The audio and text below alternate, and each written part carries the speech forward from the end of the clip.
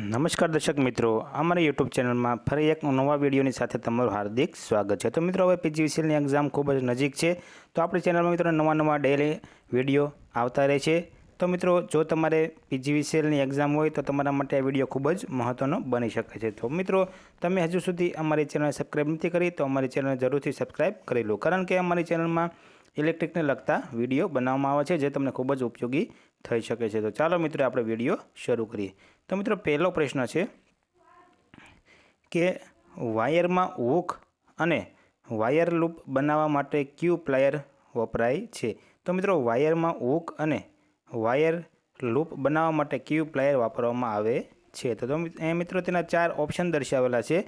તો મિત્રો, તેમાં સાચો જવાબ આવે છે એ કે રાઉન્ડ નોઝ પ્લાયર છે તે લૂપ બનાવવા માટે વપરાય છે।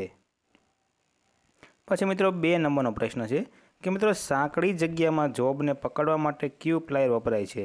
તો મિત્રો, જ્યાં સાંકડી જગ્યા હોય તો ત્યાં ક્યુ પ્લાયર વાપરવામાં આવે છે। તો મિત્રો, સાંકડી જગ્યામાં લોંગ નોઝ પ્લાયર છે તે વાપરવામાં આવે છે। તો તેમાં જવાબ મિત્રો આપણે ડી આવે છે, લોંગ નોઝ પ્લાયર।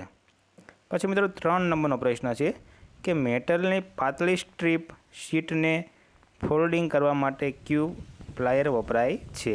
તો મેટલની પાતળી સ્ટ્રીપ શીટને ફોલ્ડિંગ કરવા માટે ફ્લેટ નોઝ પ્લાયર વાપરવામાં આવે છે। તો તેમાં જવાબ મિત્રો આપણે સી આવે છે, ફ્લેટ નોઝ પ્લાયર। પછી મિત્રો, 4 નંબરનો પ્રશ્ન છે કે ટર્મિનલની નજીક રહેલા નાના વાયર કે કેબલને કાપવા માટે ક્યુ પ્લાયર વપરાય છે? તો ટર્મિનલની નજીક રહેલા નાના વાયર કે કેબલને કાપવા માટે ડાયગોનલ કટિંગ પ્લાયર વાપરવામાં આવે છે। તો તેમાં જવાબ મિત્રો ડી આવે છે। મિત્રો, તમારે એની પીડીએફ ફાઇલ ડાઉનલોડ કરવી હોય તો વિડીયોને અંત સુધી જોજો, જેથી કરીને તમને ખબર પડે કે આપણે પીડીએફ ફાઇલ ક્યાંથી ડાઉનલોડ કરવી। પછી મિત્રો, 5 નંબરનો પ્રશ્ન છે કે સ્ટાન્ડર્ડ વાયર ગેજ ખાલી જગ્યા માપવા માટે વપરાય છે? તો મિત્રો, સ્ટાન્ડર્ડ વાયર ગેજ છે તે વાયરનો ગેજ અને તેનો વ્યાસ માપવા માટે વાપરવામાં આવે છે। તો તેમાં જો મિત્રો આપણે બી આવે છે, વાયરનો ગેજ અને તેનો વ્યાસ માપવા માટે વાપરવામાં આવે છે। પછી મિત્રો, 6 નંબરનો પ્રશ્ન છે કે આરસીસીની છતમાં કાણા પાડવા માટે નીચેનામાંથી ક્યુ ટૂલ વપરાય છે? તો મિત્રો, આરસીસીની છતમાં કાણા પાડવા માટે રાઉલ પંચ છે તે વાપરવામાં આવે છે। તો તેમાં જવાબ મિત્રો આપણે સી આવે છે, રાઉલ પંચ। પછી 7 નંબરનો પ્રશ્ન છે કે લાકડા કે પ્લાસ્ટિકમાં સ્ક્રૂ બેસાડતા પહેલાં નાનું કાણું એટલે કે ગાઈડ હોલ પાડવા માટે શેનો ઉપયોગ થાય છે? તો લાકડા કે પ્લાસ્ટિકમાં સ્ક્રૂ બેસાડતા પહેલાં નાનું કાણું એટલે કે ગાઈડ હોલ પાડવા માટે પોકરનો ઉપયોગ કરવામાં આવે છે। તો તેમાં જવાબ મિત્રો આપણે એ આવે છે, પોકર। પછી 8 નંબરનો પ્રશ્ન છે કે નીચેનામાંથી ક્યુ ટૂલ ડ્રીલનો પ્રકાર નથી? તો મિત્રો, અહીં 4 ઓપ્શન છે, તેમાંથી ડ્રીલનો પ્રકાર છે તે ચીઝલ છે તે ડ્રીલનો પ્રકાર નથી, અને બાકી બધા છે તે ડ્રીલના પ્રકાર છે। પછી 9 નંબરનો પ્રશ્ન છે કે સ્ટાન્ડર્ડ પ્લાયર અને સ્પેનર કઈ મેટલમાંથી બનેલા હોય છે? તો મિત્રો, સ્ટાન્ડર્ડ પ્લાયર અને સ્પેનર છે તે વેનેડિયમ સ્ટીલમાંથી બનેલા હોય છે। તો તેમાં જવાબ મિત્રો આપણે ડી આવે છે, વેનેડિયમ સ્ટીલ। પછી 10 નંબરનો પ્રશ્ન છે કે હેમરની સાઇઝ ખાલી જગ્યા પ્રમાણે હોય છે? તો હેમરની સાઇઝ છે તે મેટલ હેડના વજન પ્રમાણે હોય છે, એટલે કે હેમરની સાઇઝ છે તેના હેડના વજન પ્રમાણે હોય છે। તો તેમાં જવાબ મિત્રો આપણે એ આવે છે। પછી 11 નંબરનો પ્રશ્ન છે કે ઇલેક્ટ્રિકલ સોલ્ડરિંગ આયર્ન સાઇઝમાં કયા એકમમાં હોય છે? તો ઇલેક્ટ્રિકલ સોલ્ડરિંગ આયર્ન છે તે કઈ સાઇઝમાં હોય છે? તો તેમાં જવાબ મિત્રો આપણે બી આવે છે કે ઇલેક્ટ્રિકલ સોલ્ડરિંગ છે તે વોટ સાઇઝમાં હોય છે। પછી મિત્રો, 12 નંબરનો પ્રશ્ન છે કે સાધારણ વપરાશની 100ની લંબાઈ કેટલી હોય છે? તો મિત્રો, સાધારણ વપરાશની 100ની લંબાઈ છે તે 200 mm થી 300 mmની હોય છે। પછી 13 નંબરનો પ્રશ્ન છે કે સોલ્ડરિંગ આયર્નનું બીટ કઈ મેટલમાંથી બનેલું હોય છે? તો મિત્રો, સોલ્ડરિંગ આયર્નનું બીટ છે તે કોપર મેટલમાંથી બનેલું હોય છે। તો તેમાં જવાબ મિત્રો આપણે બી આવશે, કોપર। પછી 14 નંબરનો પ્રશ્ન છે કે વાયર અથવા કેબલનું ઇન્સ્યુલેશન ઉતારતી વખતે વાયર પર નાઇફનો એંગલ કેટલો રાખવો જોઈએ? એટલે કે મિત્રો વાયર અથવા કેબલનું ઇન્સ્યુલેશન ઉતારતી વખતે વાયર પર નાઇફનો એંગલનો કેટલો રાખવો જોઈએ? તો તેમાં જો મિત્રો એ આવે છે કે 20%થી ઓછો રાખવો જોઈએ. પછી મિત્રો 15 નંબરનો પ્રશ્ન છે કે ડ્રીલ બીટ કઈ ધાતુમાંથી બનાવવામાં આવે છે? તો મિત્રો આપણે ડ્રીલ બીટ છે તે કઈ ધાતુમાંથી બનાવવામાં આવે છે? તો મિત્રો તે પણ અહીંયા હાઈ સ્પીડ સ્ટીલમાંથી બનાવવામાં આવે છે. તો તેમાં જો મિત્રો આપણે સી આવે છે, હાઈ સ્પીડ સ્ટીલ. પછી 16 નંબરનો પ્રશ્ન છે કે દિવાલ, આરસીસી અને અન્ય મશીનરી કામ માટે કેવા પ્રકારનું ડ્રીલ બીટ વપરાય છે? તો મિત્રો દિવાલ, આરસીસી, અન્ય મશીનરી કામ માટે આરસીસી બીટ છે તે વાપરવામાં આવે છે. તો તેમાં જવાબ સી આવે છે, આરસીસી બીટ.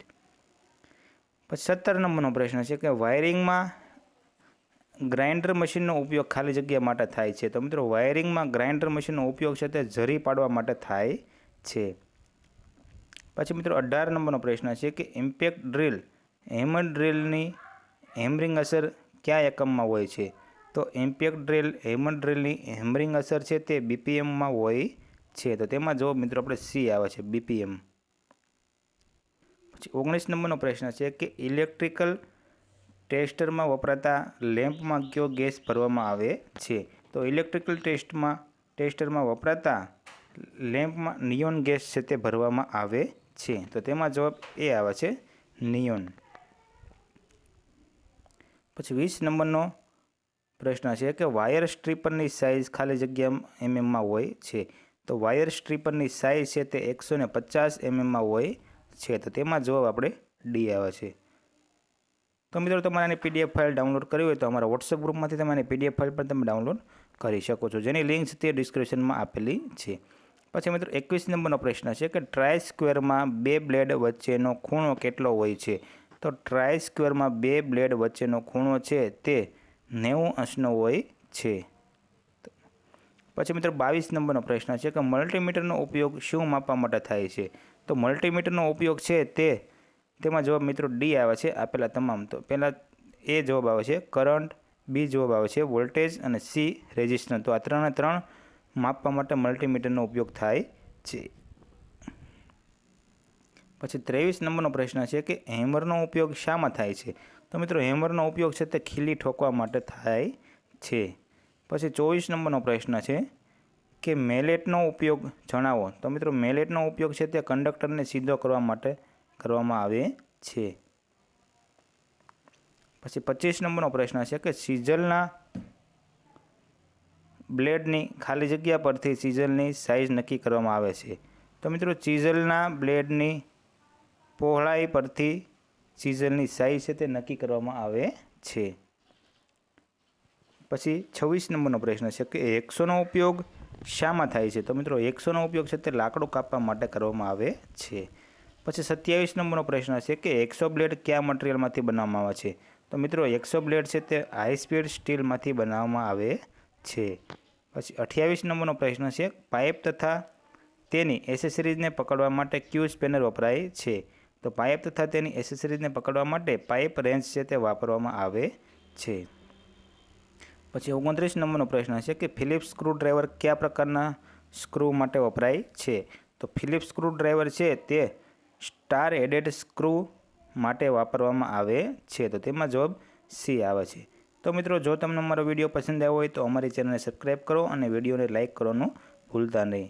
તો મિત્રો અમારી ચેનલમાં ડેલી નવા ઇલેક્ટ્રિકલ વિશેના વિડીયો તમને મળતા રહેશે, તેથી અમારી ચેનલને જરૂરથી સબસ્ક્રાઈબ કરવા વિનંતી.